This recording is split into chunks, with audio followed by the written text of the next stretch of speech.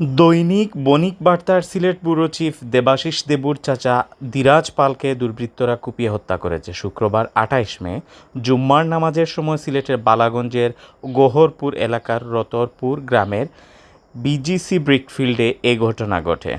ধীরাজ পাল ওই ব্রিকফিল্ডের ৮ বছর থেকে প্রধান ম্যানেজারের দায়িত্ব পালন করছেন। ধীরাজ পাল সিলেটের দক্ষিণ সুরমার উপজেলার মোগলাবাজার থানাধীন আলমপুর এলাকার মণিপুর গ্রামের দ্বিতেন্দ্র কুমার পালের ছেলে। স্থানীয় ও পুলিশ সূত্রে জানা গেছে, জুম্মার নামাজের সময় ব্রিকফিল্ডের অফিস কক্ষে ম্যানেজার ধীরাজ পাল একা থাকা অবস্থায় দুর্বৃত্তরা হামলা করে তাকে ধারালো অস্ত্র দিয়ে কুপিয়ে গুরুতর আহত করে।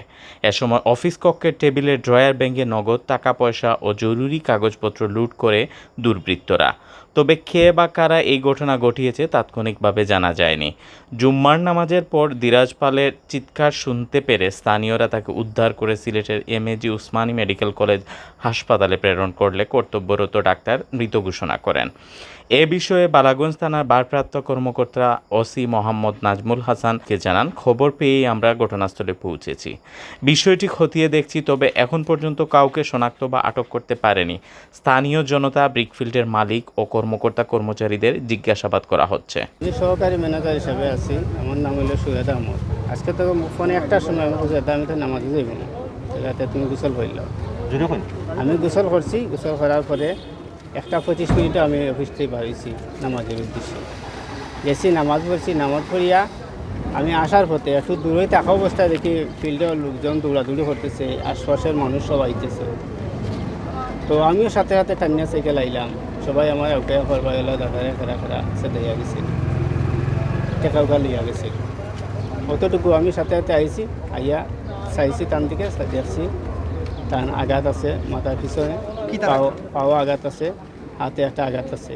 এতটুকু দেখছি। সাথে সাথে আমি সিএনজির লগে যোগাযোগ করছি। আরেকজন হইল আমরা যখন কাজ করে হইলে আমার ফুয়ারে ইয়ে করছি, ফোন দিছি আর তো একটু পরেও আসছে। ফোন দেওয়ার পরেও সাথে সাথে আইছে এবং আরেকজন মালিকও আইছে। আর পরে মালিক সহ আমি এবং আমরা যে নাইট গার্ড তারা লিয়ে আমি তান্ডে মেডিকেল লিয়ে আইছি।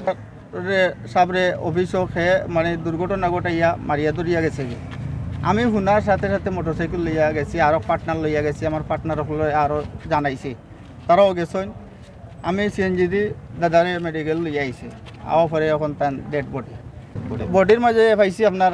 এখন তো ডাক্তার সাহেব হলে পাইছেন। আমি তো দেখছি তার পাও 2টা ইয়ে আছে, রক্তবারর মাথাত আছে। আর বাদ বাকি আমি পুরাটা দেখছি না। আপনার এমনি কিছু লুটপাট হয়েছে নি? যে আমরা কেস টেস্ট ভাঙিয়ে নিয়েছি, টাকা পয়সা। কি পরিমাণ হইতে পারে টাকা? দাদা আমরা তো কইতে পারতাম, তাই দিল মেন ম্যানেজার, তাই নেই জানো। তাই তো ডেইলি বিকালে হিসাব দেন। পাঠান নাম হইল গহরপুর বিক্স আর জিবিসি ব্রিকফিল্ড।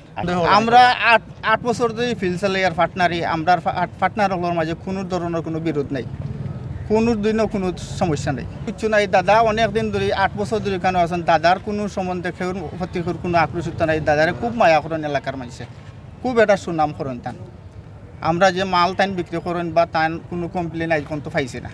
আমরা পক্ষ থেকে তো আমরাও যা মানে ঘটনা ঘটছে আমরা ঘটনাগুলো দেখাই আর প্রশাসনে দেখব, প্রশাসনে খুঁজিয়া তো বাকর তো আমরা সহযোগিতা করেন। আমি আসলাম যেমন ধরো বাংলাদেশের খেলা চলে আমি দেখা আর আফটার শোনা যে আম্মাও কইছেন যে ওলা বাইরে আমার চাষা করে কি করে বলে মারিলছে।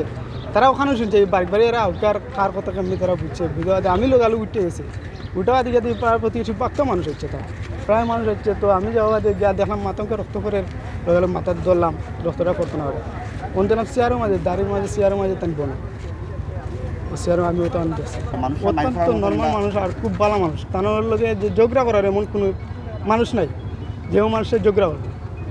মানে অত্যন্ত নরম মানুষ, মানুষের খুব সুন্দর ভদ্র চলাফেরা করে।